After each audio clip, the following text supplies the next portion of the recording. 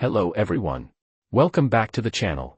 If you're new here, I'm Recaps, and today we're diving into the world of the legendary private detective himself, Shaft. But before we jump into it, don't forget to like this video if you're a movie lover, subscribe so you never miss a recap, and share this with your friends who are as obsessed with movies as you are. Alright, let's get started.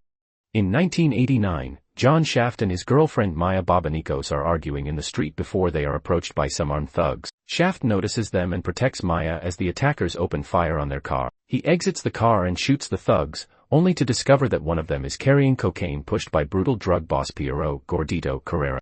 Shaft returns to Maya, where it is revealed that their young son, John Jr., or JJ, was sitting in the back seat, thankfully unharmed. The two decide that Shaft's life is too risky for their family and that they have to part ways. Shaft remains invisible in JJ's life for the next 25 years, but he still sends him gifts, including a Super Bowl ring and a box of condoms. JJ has managed to get by with his friends Sasha Arias and Kareem Hassan. He graduates from MIT and joins the FBI as a cybersecurity expert. Special Agent Vietti advises the others on the necessity for increased surveillance on the Rashad Azam Mosque and its Imam Farid Bahar since he is considered suspicious owing to repeated excursions to Afghanistan, but they want to avoid making it appear like an Islamophobic probe. JJ wants to work on the case, but Vietti refuses since he is unqualified. JJ meets Sasha and Kareem at a local bar. Kareem, now a former Marine and recovering addict, tells them about Brothers Watching Brothers, an organization that assists vets who have fought with addiction. Kareem then quickly departs, and JJ follows him to ensure he is okay. He assures JJ that he is okay and thanks him for his continued support. Maya calls JJ in the morning and informs him that Kareem has been found dead. Kareem's funeral is held, and his friends, family, and fellow Marines mourn him. JJ investigates Kareem's death scene report, which claims that he was discovered dead from an apparent overdose outside the building of Manny Orozco, a well-known drug dealer. He explores the neighborhood and learns Manny's location from a local child. JJ approaches them but is knocked unconscious by one of Manny's goons after asking about Kareem. He wakes up in the hospital and is treated by Sasha, a nurse. He informs her that Manny will never talk to him or a cop about Kareem, so he needs to find the one person who will make him talk. JJ goes to his father's office to see him for the first time. Despite their furious exchange, JJ admits that he needs his father's assistance in solving the crime. Shaft notices that JJ has been hit, and JJ says it was one of Manny's men. Shaft takes JJ back to the building, where he beats Manny's goons and shoots them in the legs before locating Manny, who already knows Shaft. Manny flees into the streets after learning that he assaulted Shaft's son, but Shaft stops a truck and forces Manny to run into it. Shaft fractures Manny's hand to convince him to reveal information about Kareem, and he mentions the Brothers Watching Brothers squad. Shaft and JJ argue on the way to the treatment center where BWB is located because Shaft is so abrasive and harsh, while JJ is more sensitive and timid. They arrive and meet Kareem's friends, Major Gary Cutworth, or Cutty, SGT, Keith Williams, and Staff SGT, Eddie Dominguez. They say Kareem became religious after attending the Rashad Mosque, where he met his girlfriend Anam. Dominguez appears uncomfortable addressing Kareem, so the two leave, but Shaft is suspicious. Shaft later takes JJ to a nightclub to chill out. He introduces his son to two party girls, Baby and Sugar, and he soon gets drunk. Shaft goes to speak with his informant pal Freddie P., but they soon see JJ fighting another guy. JJ's knowledge of capoeira allows him to win the fight and appear cool in front of others. However, he destroys the occasion by barfing on Baby and Sugar. Shaft gets him home and brings him to bed.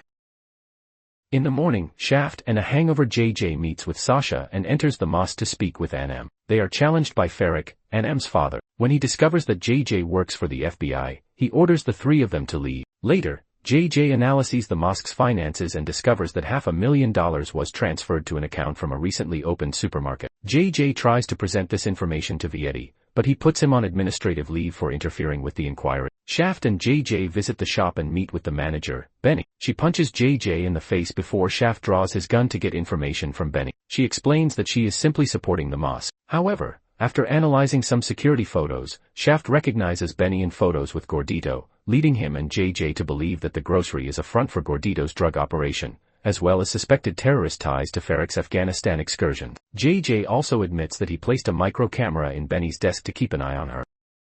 Later that night, Shaft visits a restaurant where Maya is having a date with a nerdy man named Ron. She becomes upset by his presence and believes he is attempting to disrupt events in order to get back her. He's sitting at their table, talking to Ron. Moments after, Shaft notices shooters entering and begins firing on the scene. Shaft protects Maya before shooting and murdering the goons. At the same moment, JJ is out to dinner with Sasha, and they are both targeted by gunmen. Sasha watches as JJ takes her gun and fires at the bad guys, killing all. Shaft forces Ron to give him his car keys as they go with Maya to the restaurant where JJ and Sasha are, and Maya is horrified to discover that Shaft has been meeting JJ behind her back. JJ snatches a phone from a dead goon and dials the employer's number. With his camera, he discovers that Benny ordered the hit on the Shafts. The FBI conducts a raid on the mosque and arrests Farrick, sparking accusations that the FBI staged an Islamophobic attack. Vietti fires JJ following the chaos that ensues. He then goes to overhear Shaft talking to Freddy, who offers him information on Dominguez's involvement in the operation, but JJ comes in when it looks like they're discussing JJ as a nuisance that he can get rid of once the case is over. He turns and walks away from his father, angry. This causes Shaft to reconsider his actions, so he goes to apologize to Maya for his absence and behavior,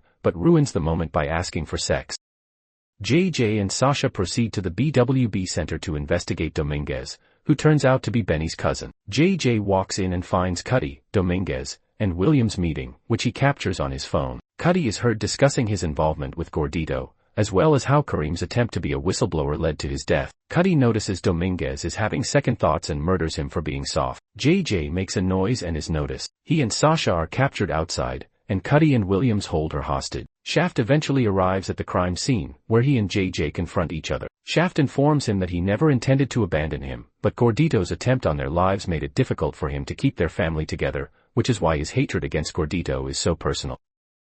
Shaft and JJ seek assistance from the only other person available, John Shaft, Sr. He and JJ are both taken aback by their first meeting. Shaft Sr. arms his son and grandson with guns to pursue Gordito and Cuddy, but he insists on joining in the combat. The three Shafts arrive at Gordito's building, where he is meeting with Cuddy and Williams about a new heroin shipment. JJ attempts to hack the cameras to escape discovery, but the lack of Wi-Fi causes a problem. When Gordito's men notice them, the three swiftly exit the lift and break in via the window to begin fighting the criminals. Gordito's thugs, as well as Williams, are killed before JJ confronts Cuddy. Before Cuddy can shoot JJ, he stabs him in the leg with glass before shooting him to death.